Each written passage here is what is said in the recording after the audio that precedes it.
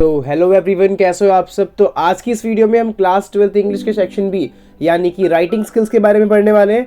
सो ये वीडियो बहुत ही short, simple और बहुत ही इसेंशियल होने वाली है। टू द पॉइंट बात करेंगे। तो टोटल 20 मार्क्स का आने वाला है हमारा सेक्शन बी। ठीक है, so without wasting the time चलिए स्टार्ट करते हैं।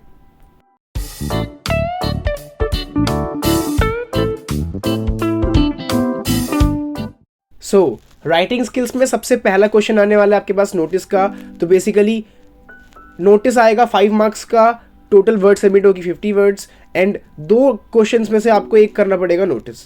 ठीक है, अब नोटिस के बाद बेसिकली वो 5 मार्क्स डिवाइड का होने वाले हैं। तो टोटल 5 मार्क्स में से 1 नंबर फॉर्मेट का होगा, 1 नंबर ऑर्गेनाइजेशन ऑफ आइडियाज़ की कैसे आप बना के लिखते हो, 2 नंबर कंटेंट के जो आपने लिखा है और 1 नंबर होगा आपका स्पेलिंग एंड ग्रामर का। ठीक है, सो ऐसे आपके टोटल 5 मार्क्स डिवाइड हो जाएंगे हमारे पूरे नोटिस में।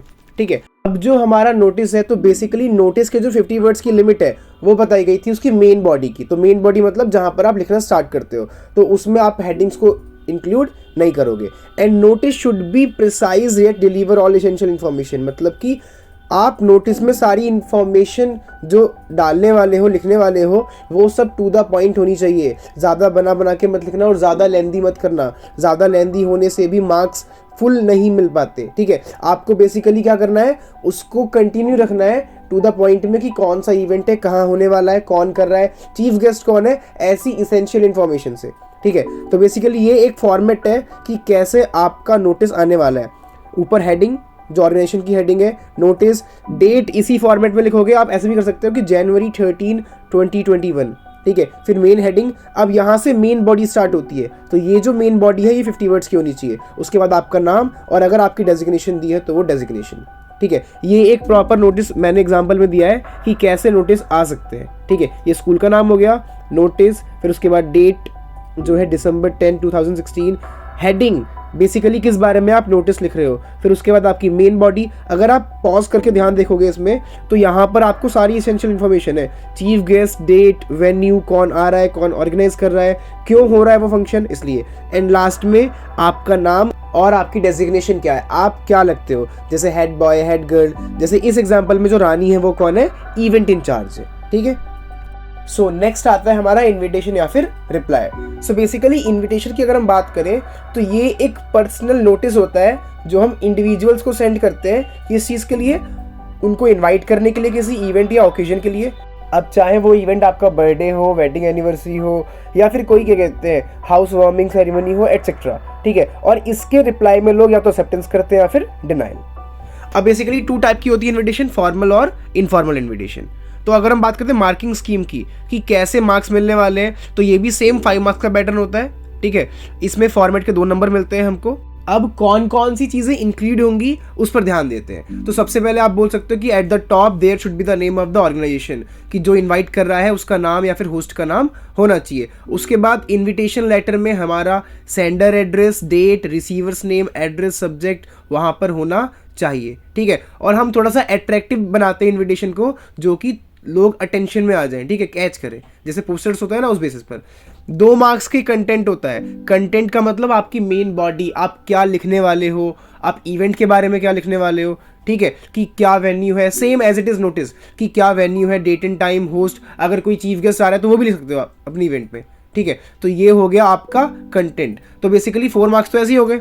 ठीक है, अच्छा, eight the end of the invitation आपको बताना पड़ेगा जिसको आप इनवाइट कर रहे हो, तो अपनी पर्सनल डिटेल्स दोगे कि आप कैसे कांटेक्ट करोगे। समझ में आया?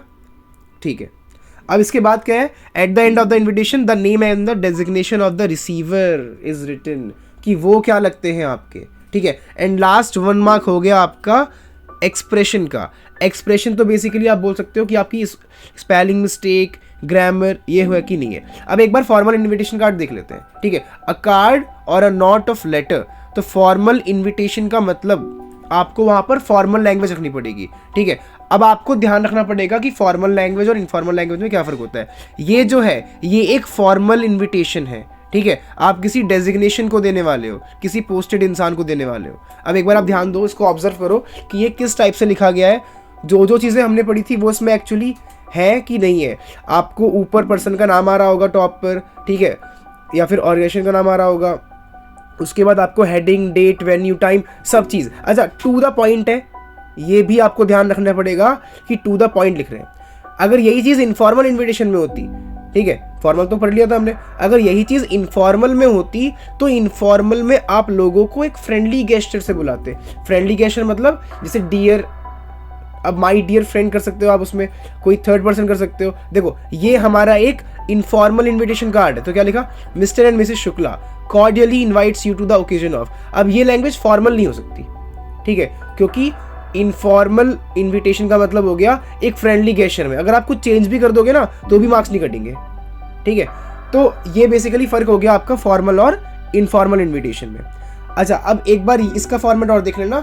बहुत बार हमें लेटर के साथ इन्विटेशन अटैच करनी होती है, ठीक है, और आपको लेटर के साथ रिज्यूमे, हाँ रिज्यूमे भी अटैच करने के लिए क्वेश्चन आ सकता है, ठीक है। अच्छा एक बार ये देख लो क्या क्या है हमारा। नेम ऑफ द ऑर्गेनाइजेशन सबसे ऊपर, उसके बाद इवेंट क्या है, date, venue, time, contact details, ये सब गिवन होनी चाहिए, ठीक है।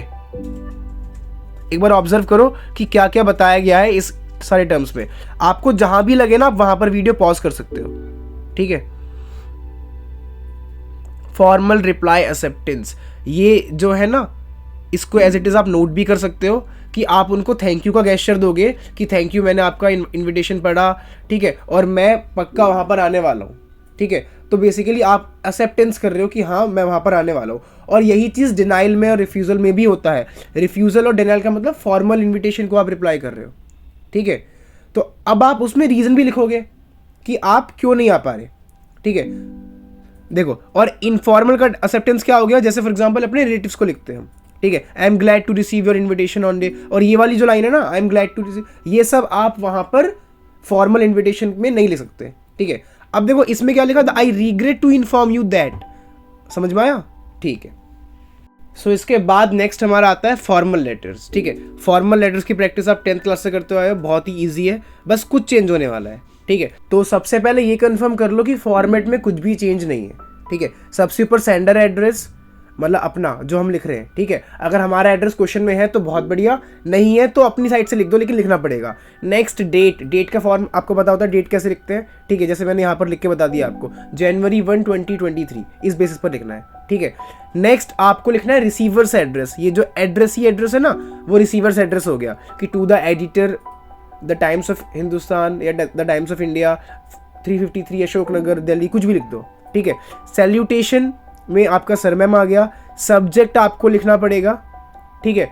सब्जेक्ट के बाद आपकी बॉडी 3 सेक्शन में डिवाइड होगी और तीनों सेक्शन बहुत ही इफेक्टिवली टू द पॉइंट और एकदम अच्छे तरीके से लिखने हैं, जैसे कि बिगिनर, कंटेंट और एंड। तो बिगिनिंग से स्टार्टिंग करोगे जब आप, तो बिगिनिंग में आपको स्टार्टिंग करनी है। अगर एडिटर को लेटर लिखने के लिए आ रहा है तो आप लिख सकते हो through the column of your esteemed newspaper I want to highlight that. फिर दैट के बाद जो आपका मेन, जिस बारे में आप हाईलाइट चीज़ें करने वाले हो, जो आपका इशू है, प्रॉब्लम है, उसके बाद आप मेन कंटेंट लिखोगे कि वो प्रॉब्लम कैसे हो रही है, कहाँ हो रही है, कितनी ज़्यादा प्रॉब्लम हो रही है, ठीक है। एंड एट द एंड जैसे आप लिखते हो कि I hope that you will take a quick action on this about this problem, इस बेसिस पर, ठीक है। लास्ट में आपको सब्सक्रिप्शन मतलब सैल्यूटेशन में आपको लिखना है योर्स सिंसियरली या फिर योर्स ट्रूली, और लास्ट में अगर नाम गिवन है तो नाम और पोस्ट गिवन है तो पोस्ट। तो ये बेसिकली प्रॉपर फॉर्मेट हो गया आपका फॉर्मल लेटर का।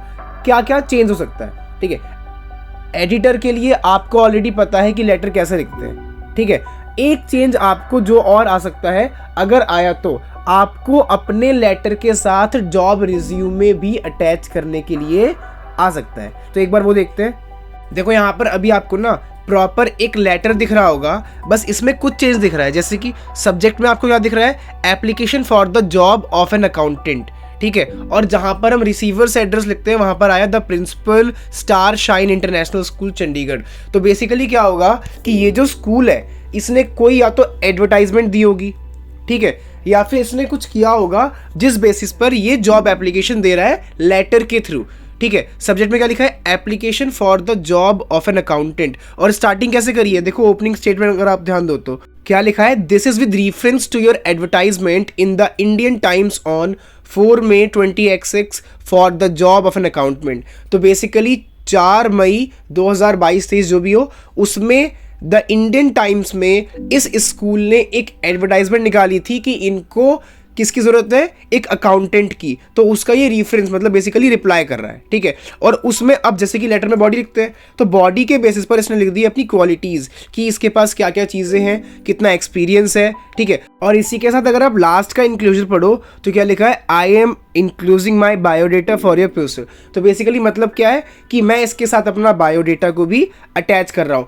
और बहुत बार बायोडेटा अटैच करने के लिए भी आता है, ठीक है। अब देखो इसी के साथ साथ ना एक बार बायोडेटा को देख के पढ़ लो कि बायोडेटा भी कैसा है, ठीक है। बायोडेटा तो बेसिकली पता है हमें पर्सनल डिटेल्स का बहुत ध्यान रखना पड़ता है, जैसे name, address, DOB, qualification, job experience, expected salary, references. अच्छा ये फिर भी कम है, इसमें आप और भी ऐड कर सकते हो, जैसे कि सेक्स, जेंडर जो होता है, मेल फीमेल, ठीक है। अपनी ईमेल आईडी बेसिकली आप कर सकते हो अटैचमेंट। तो जो जो इसेंशियल डिटेल्स है ना वो सब आप बायोडेटा के साथ लगा सकते हो, ठीक है। तो ऐसे क्वेश्चन आ सकते हैं कि लेटर के साथ ही आपको जॉब एप्लीकेशन देनी है, ठीक है। अब हम करते हैं लास्ट हमारा टॉपिक। अब लास्ट में हम करते हैं आर्टिकल या फिर रिपोर्ट राइटिंग। तो अगर मैं सबसे पहले आर्टिकल की बात करूं तो आपको स्क्रीन पर दिख रहा होगा एक प्रॉपर एग्जाम्पल और उसके साथ गिवन डिटेल्स कि हमने क्या क्या यूज़ किया है। तो सबसे पहले आर्टिकल में आपको टॉप पर लिखनी है हेडिंग, दैट इज सब्जेक्ट, कि आप किस बारे में आर्टिकल लिखने वाले हो। नेक्स्ट लाइन में आपको लिखना है बाय राइटर, मतलब जो भी राइटर का नाम है। अगर यू लिखा हुआ है तो आप अपना नाम लिखोगे, और अगर क्वेश्चन में ही नाम गिवन है तो आपको एज इट इज सेम नाम लिखना पड़ेगा।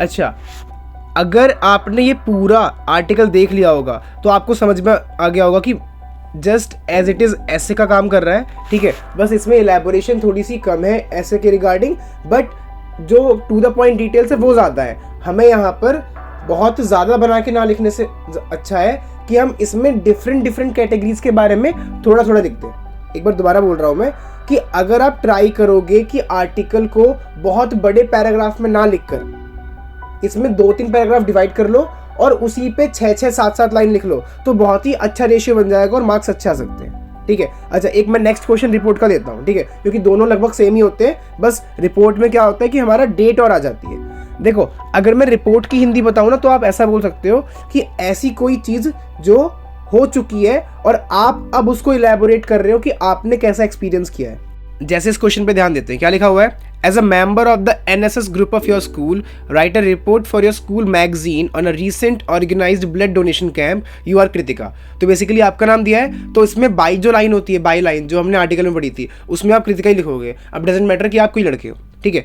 अब यहाँ पर सबसे पहले आपने लिख दिया टाइटल ब्लड डोनेशन कैंप, इसके बाद आपने लिखा कृतिका, उसके बाद आप लिखोगे आपकी डेजिग्नेशन क्या थी उसमें। अगर डेजिग्नेशन नहीं पता तो छोड़ देना, ठीक है। इसके बाद डेट और वेन्यू कि कब की बात है, ठीक है, ये बेसिकली पास्ट की बात होती है, ठीक है, क्योंकि यहाँ पर आप बोलोगे कि ये काम हम कर चुके थे, ठीक है। इसके बाद क्या लिखा है, अब आप आराम से वीडियो पॉज करके इसको रीड कर लो, ठीक है। मैं नॉर्मल बता देता हूँ कि कौन कौन से की पॉइंट्स आप ध्यान दोगे ये जो रिपोर्ट है इसको ऑब्जर्व करने के लिए। देखो फर्स्ट लाइन लिखाई हुई है, a blood donation camp was organized on October 13। तो ऑर्गेनाइज्ड हुआ गया था, ठीक है। अब blood donation camp was organized मतलब एक ब्लड डोनेशन कैंप ऑर्गेनाइज किया गया था, तो ये पास्ट की बात है। तो अब बेसिकली क्या है, the activities of the camp were carried out by the NSS wings of the school and the blood of India blood bank.